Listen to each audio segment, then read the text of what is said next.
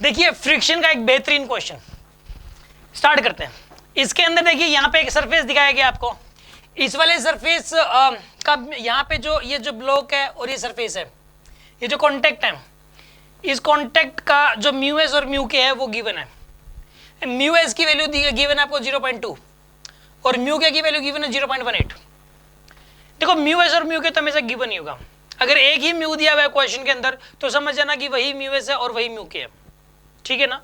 यहाँ पे अलग अलग दे दिए, चलो ठीक है, अलग अलग है, म्यू एस ये है और म्यू के ये वाला है। इस ब्लॉक का मास दिया हुआ 10 kg। ये वाला देखो साफ साफ दिखाई दे रहा है कि अगर क्वेश्चन में म्यू दे दिया यानी कि फ्रिक्शन का क्वेश्चन है। अगर फ्रिक्शन का क्वेश्चन दिया हुआ हो तो ये क्वेश्चन बाद में पढ़ेंगे हम। पहले तो उसके अंदर एफ एस मैक्स और एफ के निकालेंगे।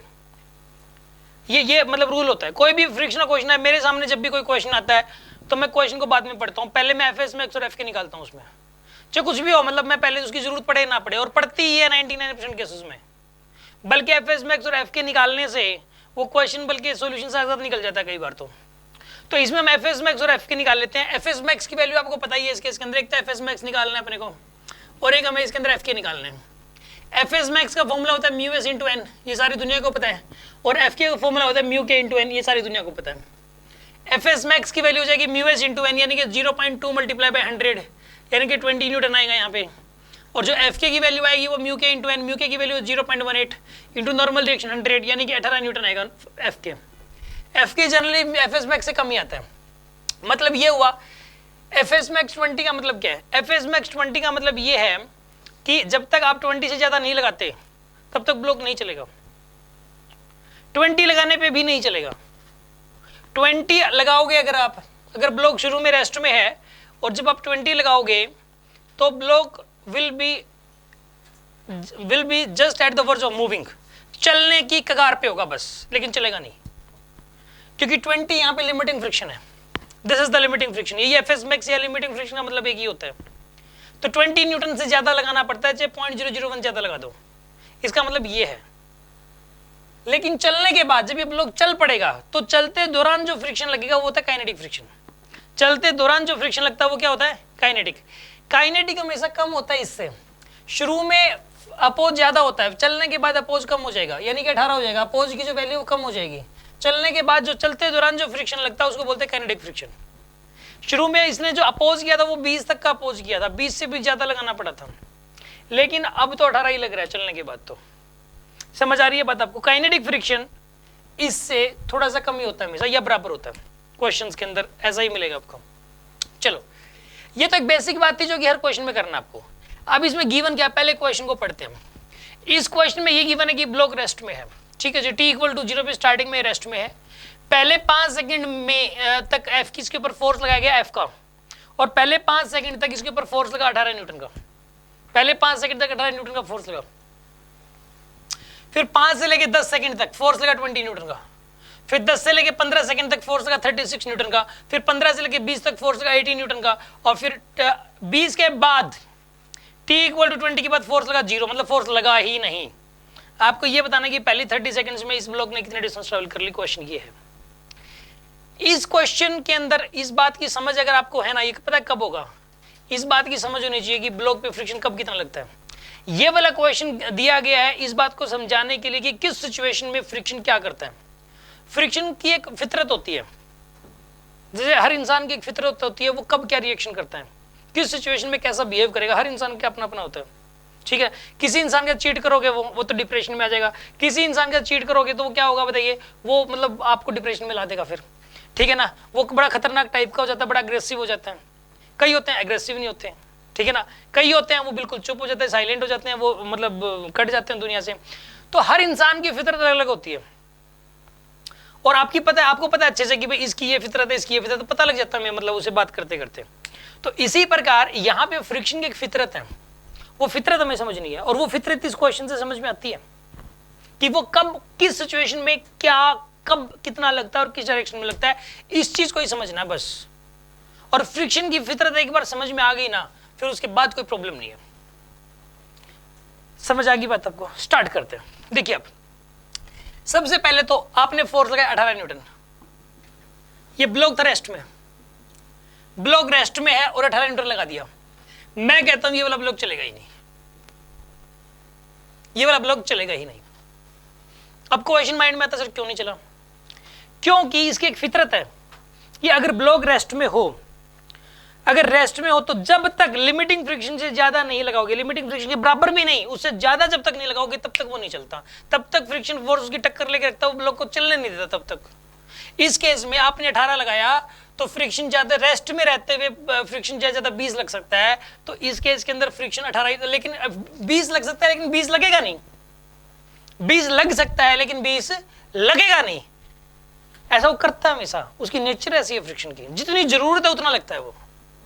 यहां पे आपने 18 लगाया तो फ्रिक्शन इस केस के अंदर 18 ही लगेगा ताकि ब्लॉक रेस्ट में रहे। अगर फ्रिक्शन 18 से ज्यादा लग जाता, 19 लग जाता तो ब्लॉक इधर चला जाता। फिर तो फ्रिक्शन जितनी जरूरत है एग्जैक्टली उतना लगता है, जितनी जरूरत है एग्जैक्टली उतना लगता है। आप 17 लगाते हैं, फ्रिक्शन 17 लगता। बात समझ में आ रही कि नहीं आ रही आपको? वैसे भी एक बात बताओ यार, आप बहुत पावरफुल हो, मान लो आप इतने पावरफुल हो कि आप जो है ना, आप शारीरिक रूप से पावरफुल हो, किसी को थप्पड़ थप्पड़ भी चेप सकते हो, आपके पास चाकू भी है रामपुरी, वो भी आप, कोई प्रॉब्लम नहीं है किसी को ऐसे मारने में, आपके पास एक बंदूक भी है वो भी आप चला सकते हो, आपको कोई मतलब कुछ नहीं, आप चला सकते हो, आपके पास स्टैंड गन भी है और आपके पास 50 आदमी भी है, फोन पे आ जाएंगे 1 मिनट में। अब एक बात बताओ, किसी बंदे से लड़ाई होगी, सीधे 50 आदमी बुला लोगे आप? एक रिक्शा वाला उसने कुछ कह दिया, सीधा 50 आदमी, सीधी मैक्सिमम पावर का थोड़ा ना यूज करोगे यार, आप थप्पड़ से ही काम चलाओगे पहले तो। जितनी जरूरत है, कोई सामने वाला बंदूक निकालेगा तो आप बंदूक ही निकाल लोगे यार आप भी।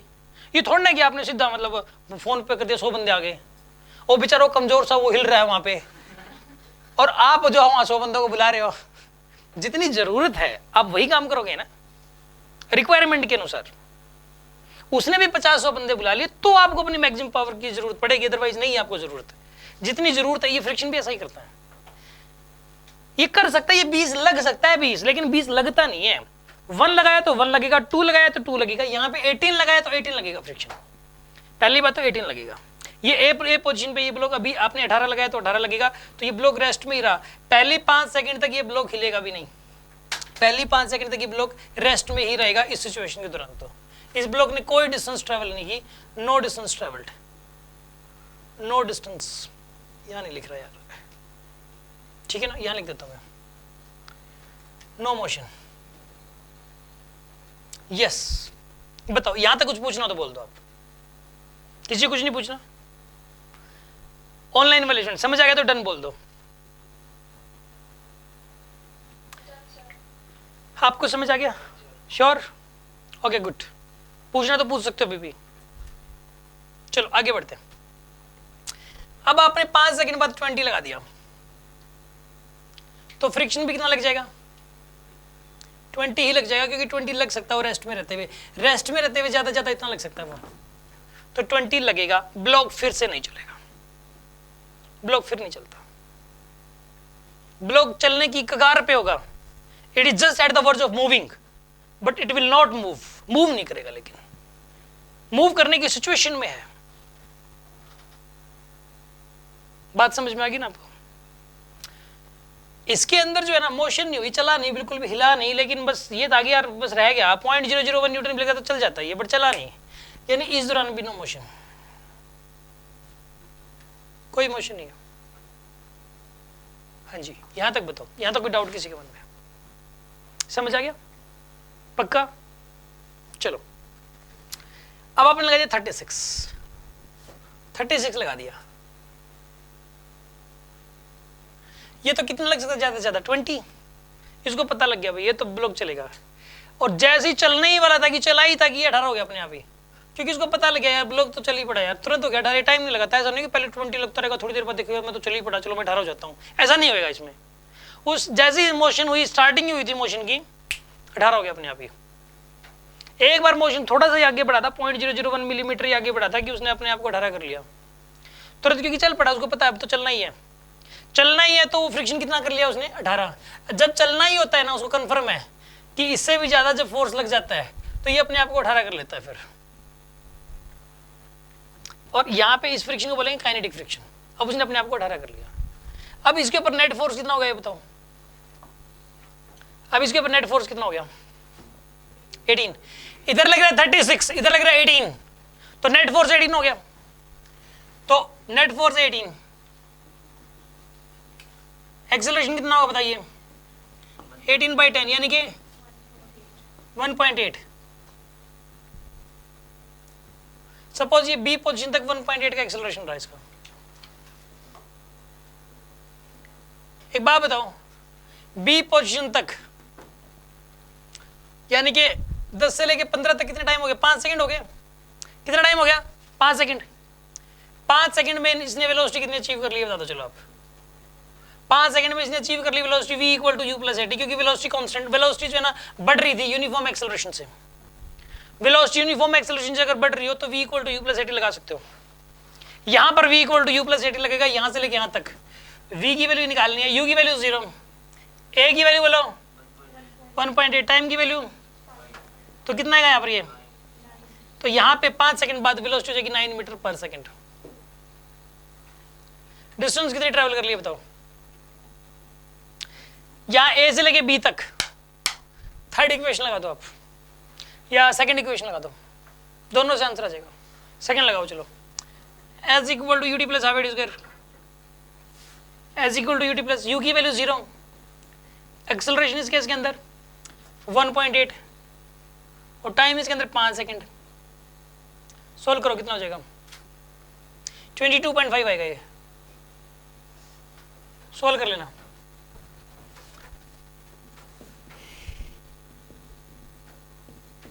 मतलब 15 सेकंड तक क्या हो गया सुन लो, 15 सेकंड तक इस 10 से 15 के दौरान ये 22.5 मीटर चल लिया और उसकी वेलोसिटी होगी 9, वेलोसिटी बढ़ रही थी और 9 होगी।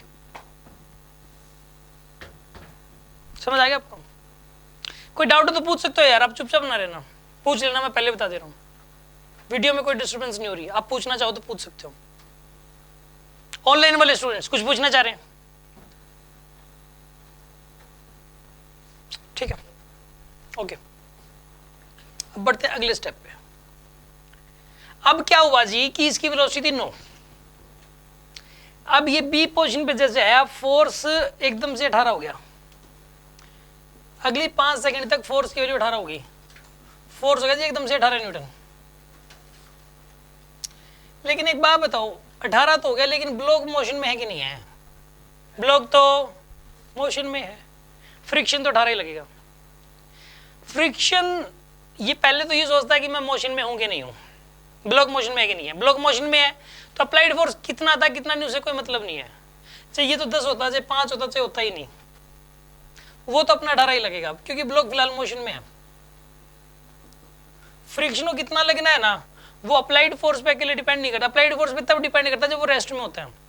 जब वो रेस्ट में होगा तब तो जितना लगेगा फ्रिक्शन तो, जब वो मोशन में हो ना, मोशन में एक बार आ गया ना तो फिर उसको फ्रिक्शन उसका फिक्स है, फ्रिक्शन इतना ही लगेगा फिर अप्लाइड लगे ना लगे, कम लगे ज्यादा लगे, चाहे 5 लगे चाहे 1 न्यूटन लग जाए, कोई मतलब नहीं है उसको, वो मोशन में है ना। फ्रिक्शन ने अपनी ये फितरत में अपना ये उसने डाल रखी है बात, उसने अपना एक रूल डिसाइड कर रखा है कि जब भी ब्लॉक मोशन में होगा, जब भी ब्लॉक मोशन में होगा तो भाई मैं काइनेटिक के बराबर ही लगूंगा, चाहे अप्लाइड फोर्स कम हो ज्यादा हो ना हो, मैं किसके बराबर लगूंगा? काइनेटिक के बराबर। उसने अपना ये रूल बना रखा है और वो इस रूल को हमेशा ही फॉलो करेगा। बात समझ आ गई आपको? कोई शक है किसी के मन में? अब सुनो, यहां पे फ्रिक्शन लगेगा 18 क्यों लगा ये बात पता लग गई आपको? ये चाहे ये अप्लाइड फोर्स 18 भी नहीं चाहिए, 16 होता तो भी 18 लगता है, ये तो आगे होगी बात समझ में। अब एक बात बताओ, इसमें नेट फोर्स कितना हो गया इसके ऊपर? 0। नेट फोर्स क्या हो गया? जब किसी बॉडी पे लगने वाला नेट फोर्स 0 होता है तो न्यूटन के फर्स्ट लॉ में ये बात बताई गई थी, या उसमें लिखी हुई है फर्स्ट लॉ में, कि अगर एक बॉडी रेस्ट में तो रेस्ट में रहेगी जब तक कोई नेट फोर्स 0 लगता है, और अगर मोशन में है तो कांस्टेंट स्पीड से, उसी स्पीड से मोशन में रहेगी जब तक नेट फोर्स 0 है। इस पे नेट फोर्स 0 है तो इसके पास स्पीड 9 है, तो वो 9 ही रहेगी, वो स्पीड अपने आप कम ज्यादा नहीं हो सकती। ये फील आता है यार कम तो होनी चाहिए, थोड़ा सा आगे जाके ऐसे तो 9 थोड़ी ना बनी रहेगी, थोड़ा कम तो होनी चाहिए ना, फर्क तो पड़ना चाहिए, ये थोड़ा ना आगे जाके घटती है हमेशा। नहीं भाई नहीं, वेलोसिटी 9 नहीं रहेगी, न्यूटन का फर्स्ट लॉ था।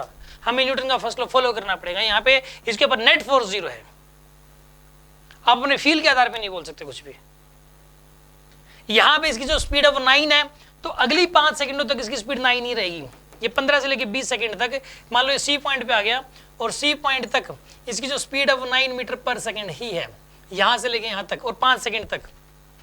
t इक्वल टू 15 पे यहाँ थी बॉडी और t इक्वल टू 20 पे बॉडी यहाँ पे है। t इक्वल टू 15 पे यहाँ थी और t इक्वल टू 20 पे यहाँ पर है। यहाँ से यहाँ तक 5 सेकंड लगे हैं।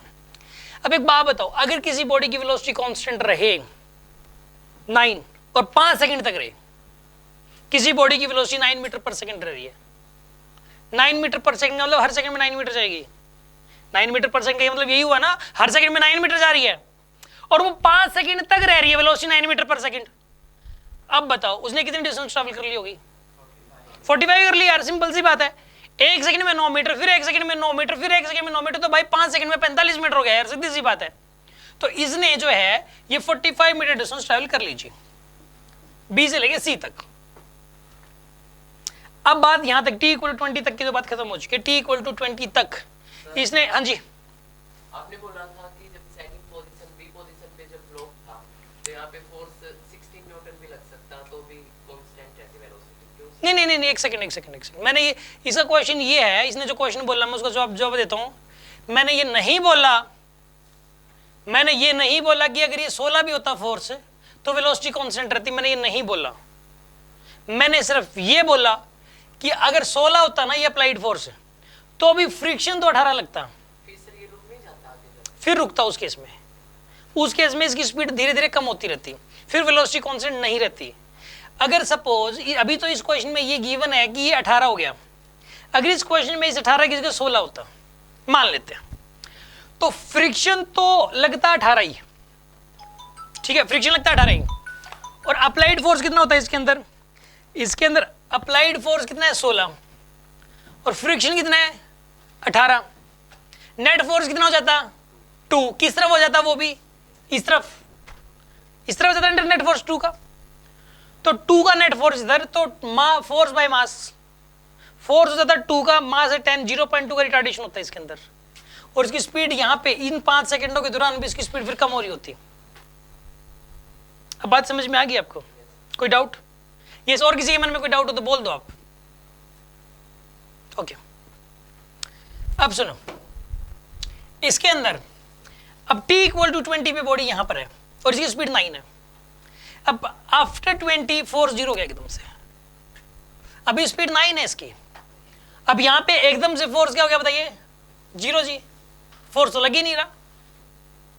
लेकिन फ्रिक्शन ने अपनी फितरत में क्या डाल रखा है कि अगर बॉडी मोशन में है, अगर बॉडी मोशन में है, उसके पास स्पीड चाहे 9 है चाहे 8 है स्पीड, लेकिन स्पीड उसके पास है, चाहे वो 1 मीटर पर सेकंड ही क्यों ना हो, है ना स्पीड, चाहे 0.01 ही क्यों ना हो, लेकिन स्पीड है ना, बॉडी मोशन में है ना, तो भाई मैं तो काइनेटिक के बराबर लगूंगा। फ्रिक्शन ने अपना ही डिसाइड कर रखा है, अप्लाइड फोर्स हो चाहे ना हो।